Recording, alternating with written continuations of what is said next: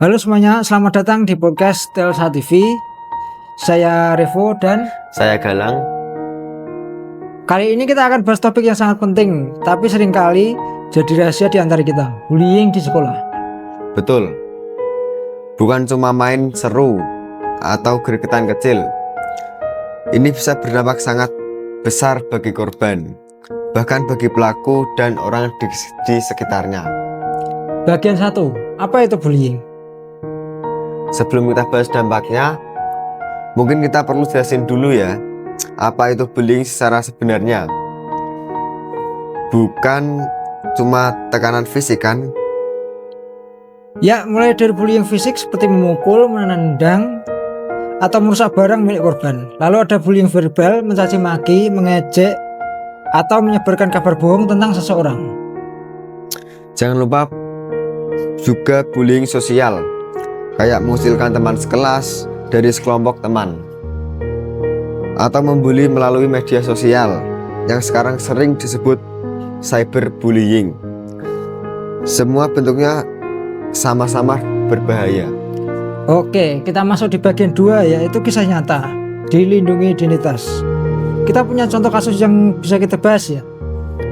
Tanpa menyebut nama siapapun, ada seorang siswa kelas 11 yang selalu menjadi target karena penampilannya yang sedikit berbeda dari teman-temannya. Ya, dia sering diejek karena tinggi badannya yang lebih pendek dari yang lain.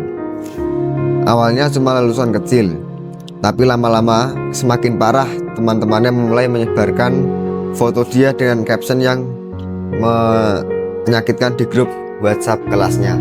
Nah, dan akhirnya dia jadi sangat tidak percaya diri. Dia sering bolos sekolah, malas berbicara dengan orang lain, dan bahkan pernah mengatakan dirinya itu merasa tidak berharga. Dampaknya benar-benar terjadi dari perilaku dan kesehatan mentalnya. Dan kita masuk ke bagian ketiga, yaitu dampak bullying. Dampak bullying. Ya, dampak bullying bukan cuma sementara. Bagi korban bisa muncul masalah kesehatan mental seperti kecemasan, depresi, bahkan pikiran untuk menyakiti diri sendiri. Di sisi fisik, bisa ada luka-luka dari kekerasan fisik atau masalah tidur dan makan karena stres. Belum lagi dampaknya terhadap prestasi sekolah. Korban seringkali sulit berkonsentrasi di kelas, nilai turun, dan bahkan bisa putus sekolah karena tidak tahan dengan situasinya. Dan tidak hanya korban yang terkena dampak loh. Pelaku bullying juga bisa mengalami konsekuensi buruk. Mereka bisa jadi lebih agresif seiring waktu. Punya masalah dengan hukum nantinya jika perilakunya terus berlanjut dan sulit membangunkan hubungan sosial yang sehat. Ya, bahkan teman sekelas yang melihat tapi tidak berani berbuat apa-apa bisa merasa bersalah atau stres karena menyaksikan kekerasan tersebut. Dan kita masuk ke bagian keempat, apa yang bisa kita lakukan? Jadi penting banget kita tidak tinggal diam jika melihat kejadian bullying kan? Ya. Ada banyak hal yang bisa kita lakukan.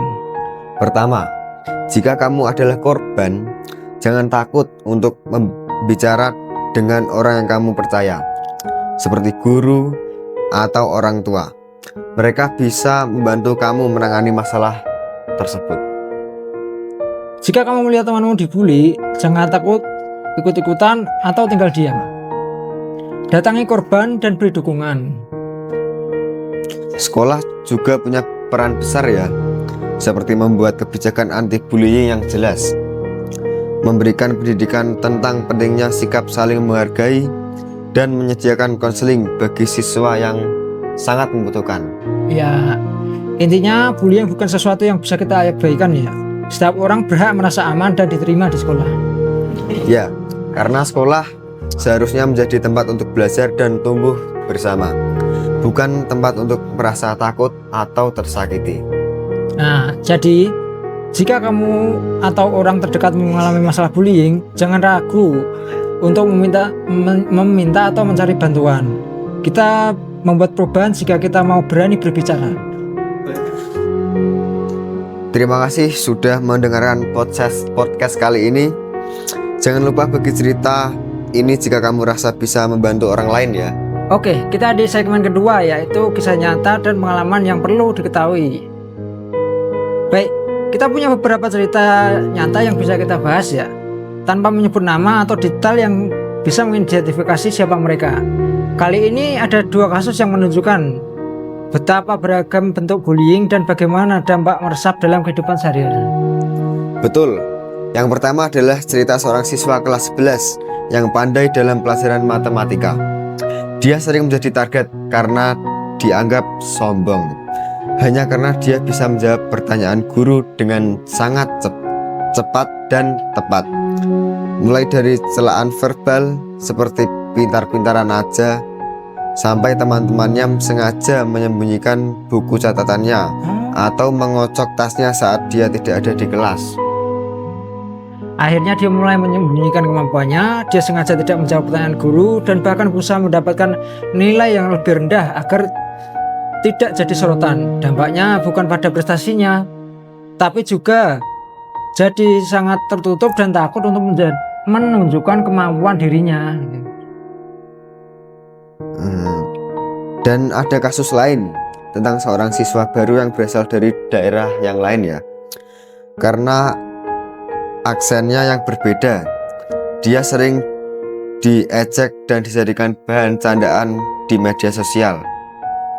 Bahkan ada yang membuat akun palsu dengan nama dan foto mirip dia untuk menyebarkan pesan yang menyakitkan. Kondisinya makin parah sampai dia tidak mau datang ke sekolah sama sekali.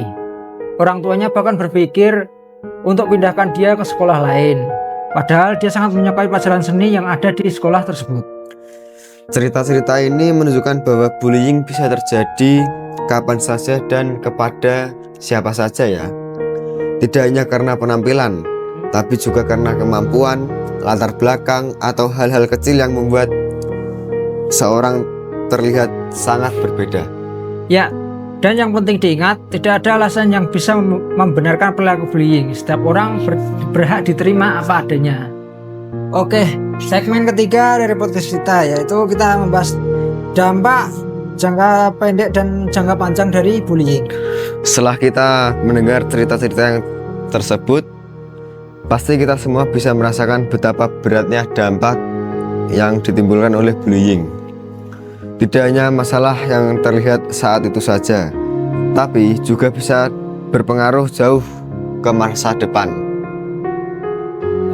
Berarti apa itu korban pembuli itu ada juga yang suicidal gitu ya? Ya, benar sekali. Mari kita bahas dulu dampak jangka pendeknya. Seperti yang kita dengar dari cerita sebelumnya, mereka juga sering mengalami masalah fisik seperti sakit kepala, gangguan tidur, sulit makan, atau bahkan luka-luka jika mengalami bullying fisik. Di sekolah, mereka bisa jadi sulit berkonsentrasi saat mengikuti pelajaran, sering bolos, atau bahkan merasa tidak aman setiap kali harus masuk kelas. Banyak korban yang mulai menyalahkan diri sendiri, berpikir bahwa mereka layak diperlakukan seperti itu. Padahal itu sama sekali tidak benar. Tidak hanya itu, dampak jangka panjangnya bisa lebih serius. Banyak orang yang menjadi korban bullying di sekolah mengalami masalah kesehatan mental seperti kecemasan kronis, depresi, atau gangguan stres pasca traumatik, atau sering juga disebut PTSD hingga dewasa. Mereka juga bisa mengalami kesulitan dalam membangun hubungan yang sosial yang sehat, takut untuk mempercayai orang lain, atau merasa tidak cukup baik. Nah, kita juga tidak boleh melupakan dampak pada pelaku bullying. Banyak dari mereka yang tidak menyadari bahwa perilaku mereka bisa membawa konsekuensi serius. Di sisi akademik, pelaku sering kali memiliki prestasi yang lebih rendah karena lebih fokus pada perilaku agresif. Di masa depan, mereka berisiko lebih tinggi untuk terlibat dalam masalah hukum, seperti kekerasan atau kejahatan lainnya. Selain itu, pelaku juga kesulitan membangun hubungan yang positif dengan orang lain. Mereka mungkin terus menggunakan cara agresif untuk menyelesaikan masalah, sehingga sulit memiliki teman atau pasangan yang sehat. Banyak dari mereka juga mengalami rasa bersalah yang mendalam ketika mereka menyadari apa yang telah mereka lakukan setelah dewasa. Dan tidak bisa kita abaikan juga dampak pada orang-orang di sekitar. Seperti teman sekelas yang menyaksikan bullying, mereka bisa merasa cemas karena takut menjadi target selanjutnya, atau merasa bersalah karena kita tidak berani bertindak. Ada juga yang merasa bingung, tidak tahu harus melakukan apa, dan sangat khawatir jika melaporkan akan membuat situasi semakin memburuk. Iya, dampaknya juga merambah ke luar lingkungan sekolah loh. Keluarga korban bisa merasa khawatir dan tidak tahu bagaimana cara membantu anak mereka. Mereka mungkin harus menghabiskan waktu dan biaya untuk perawatan kesehatan mental atau bahkan pindah tempat tinggal hanya untuk mengubah lingkungan anaknya. Iya, dan di lingkungan itu sendiri jika bullying dibiarkan berlanjut, akan terbentuk budaya yang tidak sehat, di mata kekerasan dan penghinaan dianggap normal. Hal ini membuat sekolah tidak lagi menjadi tempat yang aman dan nyaman untuk belajar. Padahal seharusnya sekolah adalah tempat di mana setiap anak bisa tumbuh dan berkembang dengan sangat baik. Jadi jelas sekali bahwa bullying bukan masalah kecil yang bisa kita abaikan. Dampaknya menyentuh banyak pihak dan berdampak seumur hidup jika tidak ditangani dengan benar. Oke, sekian podcast kita hari ini ya Mas Revo. Ya, Dan hanya itu saja yang kita bahas. Ya, sekian terima kasih. sekian terima kasih. Assalamualaikum warahmatullahi wabarakatuh. Shalom.